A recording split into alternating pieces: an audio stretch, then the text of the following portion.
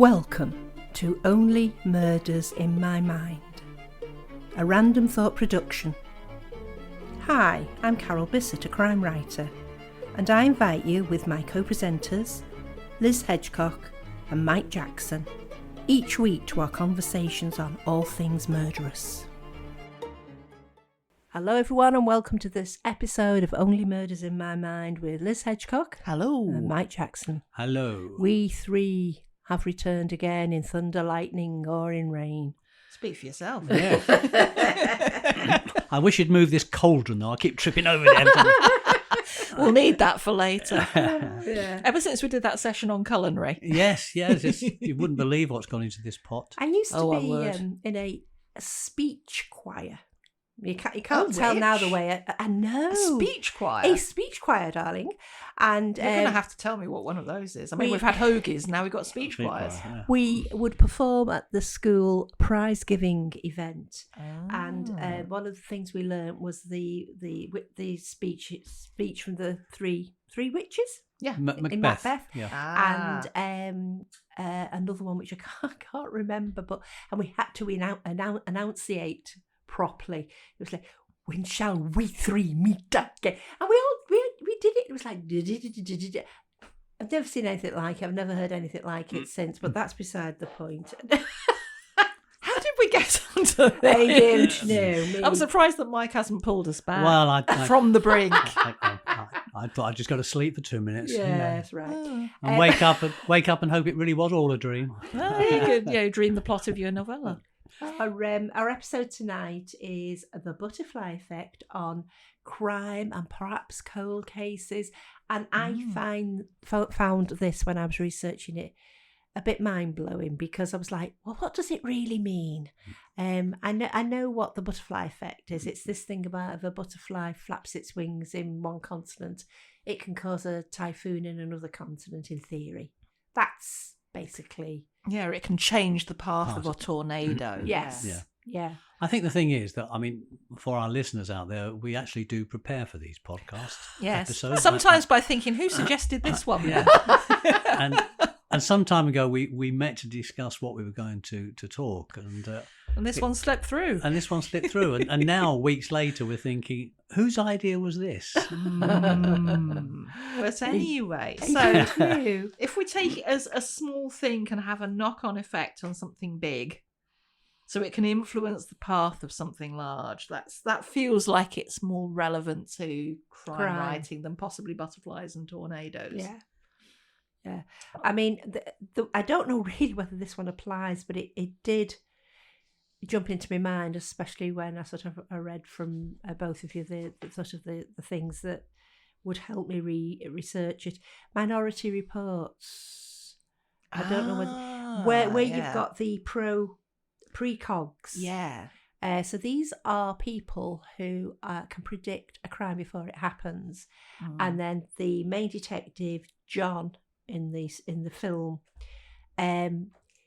sees him involved in a crime that they're going to predict. So he tries to change the manner of the way this is predicted. Yeah, because isn't the idea that by the precog seeing the crime before it happens, it can then be prevented? Yeah, but they always arrest the person that was going to do it before they've done it. So they're arresting innocent people because the precogs have said that person is going to kill somebody or hold up a bank or something like that. And I did watch this film and it was quite complicated. Yeah. But I thought to myself, he a small thing, and that was him seeing what this particular person who could predict crimes of the future. He just got a tiny flash of what would happen to him if this went reported, if this was reported. Yeah. So I don't know whether you agree with that one being in this. It's sort of related, I think, isn't it? That tiny thing that it has implications for something much, much bigger. I must admit, I was just thinking about the film The Butterfly Effect. Have either of you seen it? No, I saw when I was researching it, I saw lots and lots of information about it, but I don't know anything about it. Well, the basic premise, and I haven't seen it for years, is that this guy finds out that he can by whichever means, go back in time and change things. So he can change one thing in the past. So, I think his life isn't quite the way he would want it. So he goes back and changes something. And then, back to, sort of wakes up back in the future, if you like. And then the thing is, that thing's all right, but then something else is much, much worse. Yes, yeah. And he keeps trying to fix things, and every time, it's kind of like whack-a-mole. You fix one, and then something else pops up. Yeah, and I think I must have seen the director's cuts. It's got quite a dark ending. So I remember seeing something. It might have been this. I don't know. Something similar where it could have been one of these science fiction ones. The series where the person kills a person who's going to do something terrible, and then he finds out that that person was going to kill Hitler before the start of the Second World War. Oh, yes, I've heard of something like this. Yeah. So by stopping that person doing something what he thought was terrible, he enabled Hitler to come to power and be sort of responsible for millions and millions of deaths. I'm vaguely thinking about Stephen Fry's Making History, although it's ages since I've read it. So. Could be, but it really did funny things to my mind. Yeah, indeed. I've recently been listening to, or just finished listening to, a series by Jodie Taylor, which I think I may have mentioned in previous episodes. Yes. The Summaries. Well, the Summaries is the first series, and the other series I've listened to is the Time Police, which is connected. Is it a similar kind of? Yeah. And the Summaries people come into the Time Police, but the Time Police basically is it's in an age in the future where time travel is acceptable. Yeah. People can do it. And then there were these great time wars because what was happening, people were going back in time to make changes, like killing Hitler before he became who he was, and so on and so forth. And then what's happening is causing chaos and mayhem in the future because all those people who would have been born weren't, or those people. Yes. And it's fascinating. I mean, it's very amusing. Some of it's very far-fetched, but the whole, which is hard to believe, but the whole premise of the butterfly effect is basically what they had these time wars and they had these time police to stop people from going back in time. Yeah, to make these small, what they think are small changes, which could have catastrophic effects on the future. Similarly, in Dirk Gently's Holistic Detective Agency, there's some time travel in that, and I think there's a dodo at one point, and the time traveler, they say to the time traveler, goes, "Well, couldn't you have saved it?" And he's like, "Oh, but I couldn't because I was so busy trying to save the Keelerkampf."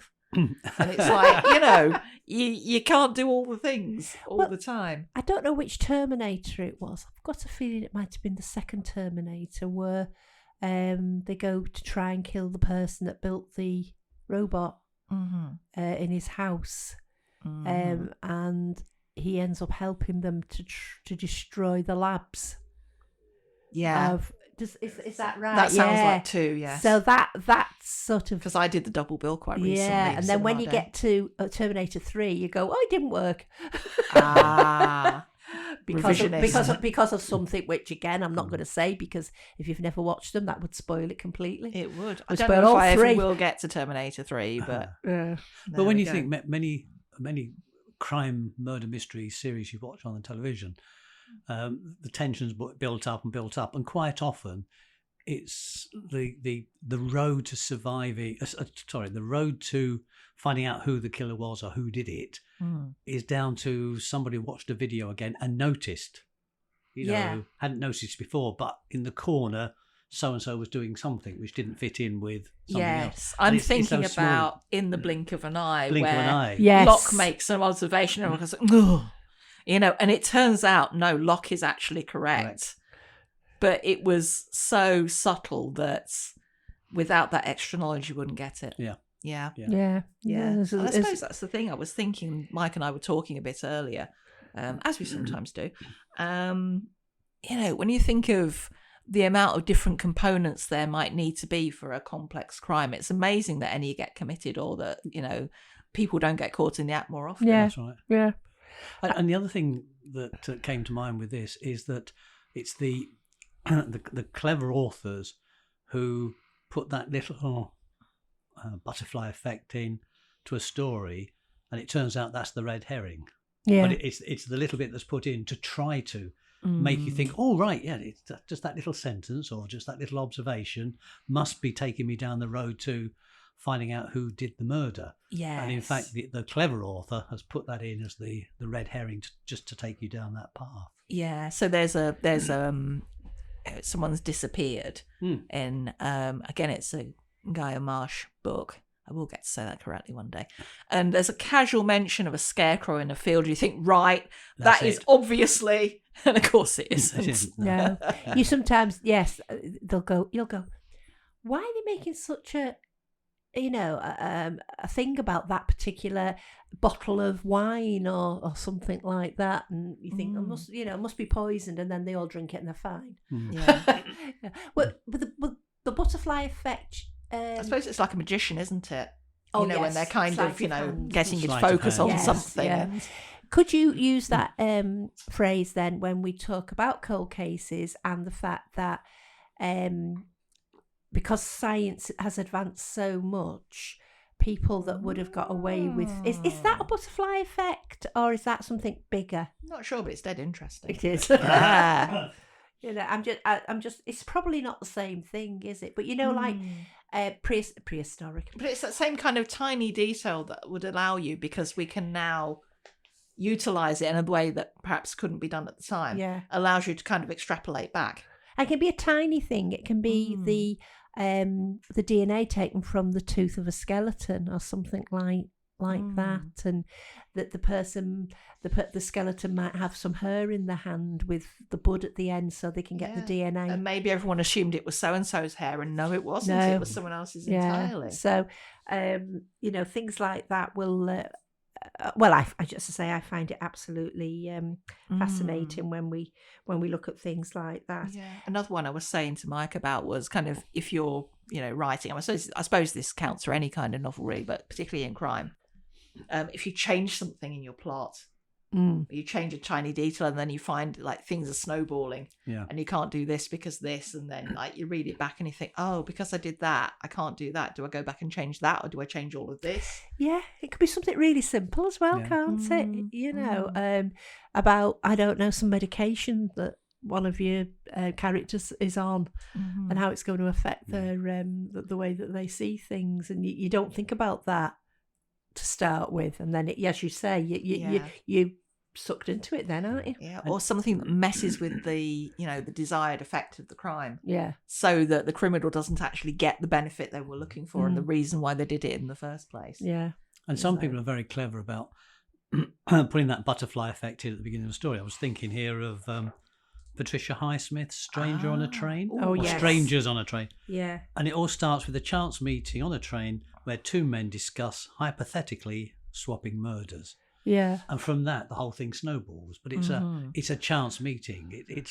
It's something that it's could that have led kind to of nothing. simple but brilliant. Yes. Yes. Yeah. It's sliding doors. Can you put that under the butterfly? Isn't that? You could, couldn't you? Whether because happens. whether she gets the train or doesn't get the train is completely makes a whole difference to the outcome at the end. You're making me want to watch it again. Yeah. Anything you've watched lately, Mike, that you could put under that genre, do you think? I'm putting you on the spot here. Again, I was thinking of a programme that we, again, mentioned before we started recording, Carol and I did, and that's Ludwig.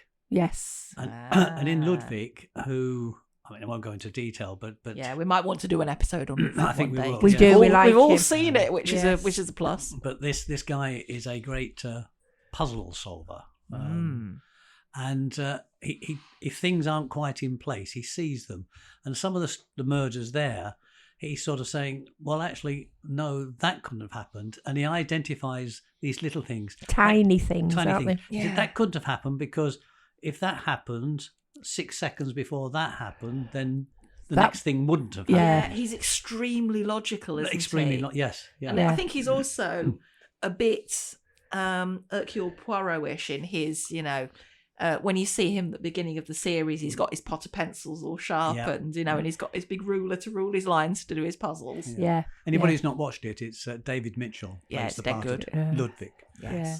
Another one that we could perhaps do a whole episode on is Slow Horses. Oh, easily. Yes. Because we all three of us now are absolutely. I mean, it was. I think such there's a new novel coming next year, by the way. Such a brilliant series. That was on Apple. Mm. And I actually subscribed to Apple just to watch that series. Was it worth it? Oh, it was. It is fab. Yeah, I've watched that, but yeah. But yeah, back to the. I suppose we should get back to the butterfly Well, effect. One of the things going back into real life crime, the Lindenberg baby kidnapping, Yes, which happened in 1932, and apparently the outcome of that was influenced by minor details, such as a wooden ladder left at the scene and a ransom note with unusual phrasing.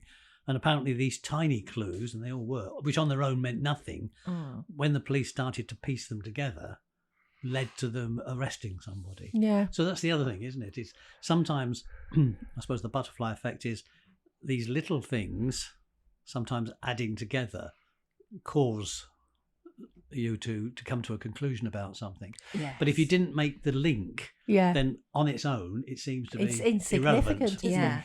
And this is where Holmes, the computer that the police use now, links things like that together, little tiny things. Don't IBM have a sort of a version of, or a sort of thing you can ask a question called Watson? Yes, cool. they do. Yeah, I'm waiting for Poirot the computer. Yeah. But it is, as I say, it's interesting because before they had this joined up thinking, the police, similar crimes could be committed in different parts of the country, and there was no joined up thinking about it. Yeah. So people would get away, especially if they were a mobile person that moved around the country with their job or something like that. Or if it was something ridiculous like they were on the border of two police forces. Yes. Yeah. So it's made a big difference. And sometimes it is.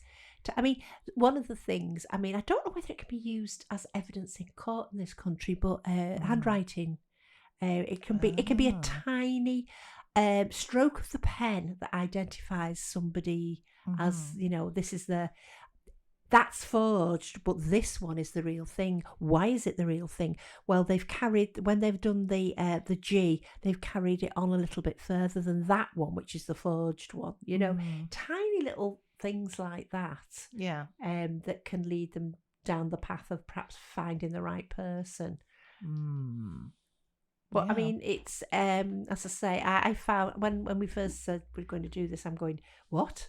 Where? How? A lot of it is to do with kind of nuance, and that's something you really, really need in crime fiction. Isn't it? You need those little tiny clues. And if all the clues are big and obvious, what's the point, really? Yeah. Well, what's some of the definitions that you sent me? Because I found those quite enlightening. Things like tiny details, big consequences. And it's the idea that overlooked clues or minor actions can create a domino effect, leading to the revelation of the murderer or the crime. So it goes back to what we've been saying. It's about those small overlooked clues, and that's where the clever writer either puts them in as red herrings or puts them in as integral to the story.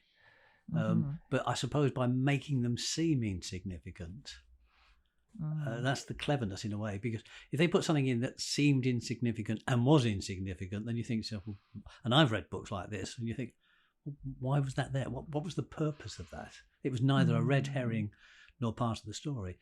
The clever writer, though, puts it in, but then makes sure that elsewhere in the book, something else seemingly as insignificant, you suddenly think, oh, does that seemingly insignificant have any link to the other thing? And slowly you're beginning to get that because plot thickening. Sometimes it's not evidence, it's circumstantial, but it leads... I was thinking about something I saw a long time ago, and it was the murderer used to light his pipe with matches, proper, matches. and when he'd finished, he'd blow it out, and he'd always put it in the opposite way to the live ones. And at some point, he dropped one of these boxes, and it was such a peculiar thing that he did. Yeah. Because what you tend to do when you've lit something with a match was blow it out and throw it away. Yeah. But he didn't. He used to put them back. And in itself, it wasn't evidence, but it led the detective. I think it could have been the guy with the Mac that always used to... Columbo? Yeah, I think it was a Columbo one. The guy with the Mac. The guy with the Mac. You knew straight away what it meant, though, didn't you? Return of the Mac. Yeah, the way you used to go, oh, thank you very much, you've been really helpful. And then he'd walk away and he'd go, I've just been thinking. And you could see people going, go away. Yeah, thinking about an Agatha Christie, again, giveaway, and I'm not going to say which book it is, but yeah, they're trying to find somebody, and they have lunch with someone who like knew them a bit, and she's, they're saying, does this person have any habits? And she says about one, and she said, I don't think he even knows he does it. And then, because this other guy's a master of disguise, they then catch him doing it. It's like, aha, that is him, even though he would be undetectable. Yeah. Otherwise, things we do automatically, because obviously this guy with the pipe, it might have even been a cigar. I can't remember. Yeah. Didn't realise he'd always done it, and he didn't realise that he just did it automatically. It was a reflex action. Light is whatever, and put the match back in. Once it had been blown out, sort of thing. So, it's the little things that some of our favourite detectives would notice, wouldn't they? Sherlock definitely would. Oh, absolutely. Yeah, I mean that his stock in trade is noticing tiny things, isn't it? Yeah. Well, although what I do like is when he'll come up with all these really subtle things, and then there's an episode with a hat, I remember, and he's come up with all these, tiny little things about, he's got a housemaid who's not very careful and things like that. And then he said, well, this man is of considerable intelligence. And Watson says, well, how do you know that? And Sherlock puts the hat on and it goes practically to his nose. He said, well, a man with a head that size must have something in it. And I just love the contrast. A big brain. Yeah. Yes. But Miss Marple was another one who she noticed watched out everything for those seemingly insignificant things. Either bits of conversation that she'd heard that didn't make sense at the time but did later after the murder was committed, or she saw things happening in the village which seemed to be slightly out of tune. Yeah, and, tiny little things. Yes, yeah. And she could relate them to things that she'd experienced or... Yeah. And I think that falls into this whole butterfly effect. Yeah. It's like we've said before, it'll be somebody that nearly always wears the scarf a certain way, and now they don't for some reason. And it's probably because that person wasn't it was somebody pretending to be the person that always had his scarf that way, running across a field, and she noticed the scarf wasn't quite right, but nobody else could actually see their face because they had I used to say a hat on, sort of thing. But yeah, absolutely fascinating. Has anybody got anything to read out on this particular not thing? Particularly. I don't know. I was just thinking, have you used the butterfly effect at all in any of your books, Carol? I probably have, yes. Sorry to put you on the spot. I'm just. Well, I can think of one, Carol. What? Go on. At the moment, just slightly going off on a slight tangent. If you haven't looked at our blog that accompanies this podcast, then you recommend that you do. You really should. But as part of the blog, and I think Carol mentioned she was doing this back in episode 37. She started to write a novella. And she wanted to test it out with the readers. So what I've been doing is I've taken the first 5 chapters of this book and put it into a simple audio, which you can find on the blog. And if What's you do that address, Mike? onlymurdersinmymind.wordpress.com. But if you do go on there, what Carol's looking for, and she'll say this is very draft, it's very raw, but she's looking for some initial comeback on that. After all this, Carol and Liz are looking at me thinking, yes, Mike, but what's this got to do with the butterfly effect? Well, in one of the chapters, because what I've been taking the chat to be using AI to create the audio. Have you ever met those people who just sort of talk and talk and talk, but actually never get to the point at which they're supposed to be getting to, which is the butterfly effect. And that's what I'm doing at the moment, because when I started this monologue, I knew where I was going. But as I've gone along, I've forgotten where I was going. No, it is actually like, on those graphs where you have a line that looks like it's heading for the axis, but it never quite gets there. That's where I am. That is exactly, is it the parallax effect? Yeah. I Which don't- must be related to the butterfly effect. Either that or it's just old age. I'm Something not like quite that, sure. yeah. But no, Possibly. seriously, in this series, in these 5 chapters, there is somebody called Cowslip Brown. She's one of the main characters. That poor woman. And what it turns out is that Cowslip Brown is working as a cleaner, but she drives a latest car and lives in a very expensive part of town. And this is worrying one of the police, the main policeman, who sort of keeps saying she's a cleaner, but she's got top of the range car and she lives in that part of town. Why? And it's a bit like this butterfly effect. You can see it there and you think, oh, this is something quite insignificant. All it says, she has this. It's kind of Chekhov's gun, isn't it? Yes, she's got this car. She lives. There's no other detail. The fact that this car and this address both come out in an interview, but it's got the. Is it a DCI? Is it a DCI? Yeah. It's got him concerned because it's not making sense to him, and that's a bit of a butterfly effect, because you hope as a reader, and I don't know because Carol's not given me chapter 6, but you hope as a reader, there's going to be a reason for that, and that will butterfly Come out. and that have an will. impact on the overall story. Yes, it does. Yeah. Because if it doesn't, I'll What's have the to. I'll have to have a stern word with No, Carol. it does.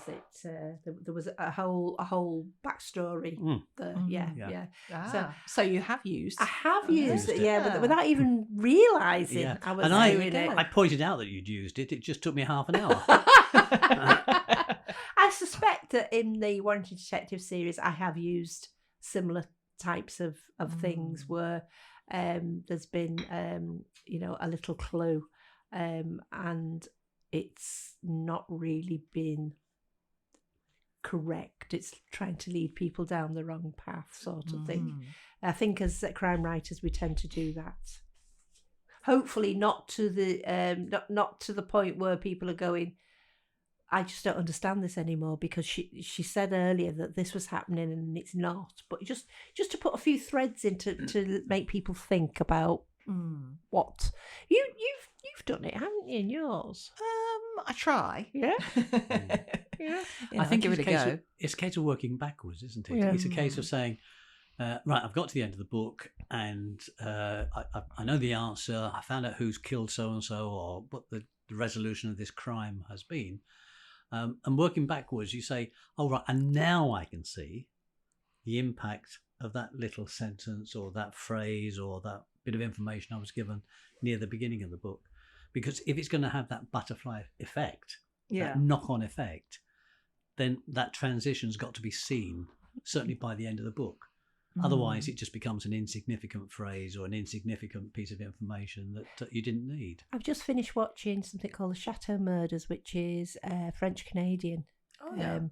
And the last episode, because this was a really complicated, talk about butterfly effect, this was a really complicated plot. So they spent the last episode reiterating all the clues while going up hundreds of steps. I was going, how can they still talk? They've just gone up 3 flights of steps and they're chattering away about, really going through it all again, because they wanted to, because the killer was nobody that anybody suspected, nobody, that was good. Yeah. That side of it was good, but I'm sure the butterfly effect had led us up many the wrong path as we went through this plot. I can think of a sort of example of the butterfly effect where it's an Agatha Christie again, and the killer doesn't necessarily kill people himself. He plants seeds in people's minds. Oh, yes. Ooh, Isn't that the one where... I'm not going to say which one it is in case anyone's going to read it. All right, but I'm sure it's one of the later ones, so I'm not allowed to say more. I am making a motion with my head. She's actually saying, don't say any more, Mike. Zip. But it's a very... the clever It's a good one. The clever thing at that is that the conclusion to that particular story will surprise you. Oh, it absolutely will. Because it's actually one that Poirot can't solve. Well, he can. He can find out. You just keep digging there, Mike. No, he finds out who is responsible for these murders, but actually has no proof of it. So he has to solve the case in another way. Yeah. And it's well worth... Oh, I saw it as a... I've not read it. I saw it as a television programme. It's a cracker to read. Is it? I saw it as a television programme. I've got it. I can lend you And it once I've read it myself. That is a dilemma that having police officers as friends and family, that is a dilemma that they know who's done the crime. Yeah, they got no proof. And that's why they can't take them to court. Sometimes they'll have even the criminal, and they'll have said to them, I did it, Reggie, you can't prove it. Yeah. Yes, and it's really frustrating for them. Yeah. And I Mm. think the butterfly effect on this is we all need a cup of tea and a biscuit. I think it quite possibly is. I think it's time for a cup of tea and a biscuit. And I think we have to congratulate ourselves, because I don't think you will, as listeners, to have actually got through this, because we didn't know what we were going to talk about in the first place. We sort of and did. as we've got to the end, you will probably think, and they still don't know what they're going to talk about. I'm just hoping there's no butterfly effect from like a stray crumb of snack or anything like that. Yeah. But we've said this before, and I'll just say it again. If there's any subjects you'd like us to talk about in this genre, please let us know, and we'll do our best to have a go, won't we? And also on that theme, it appears from at least 2 of the episodes we've done in the past that Agatha Christie and Miss Marple are very popular. So if there's anything on that line that you would like us to discuss, please let us know. Anything that we've not talked about before. We're great fans of Agatha here, so we're more than happy to talk about any angle that you would like us to. Angles of Agatha. Angles of Agatha. That's the title for one of our next upcoming episodes. So I'm going to go and put the kettle on, folks. So come and have a cup of tea with me, and we'll see you next week. Bye for now. You have been listening to Only Murders in My Mind, a Random Thought production, produced by John Bissett. The music in Peril was composed and recorded by OM Studio Strings.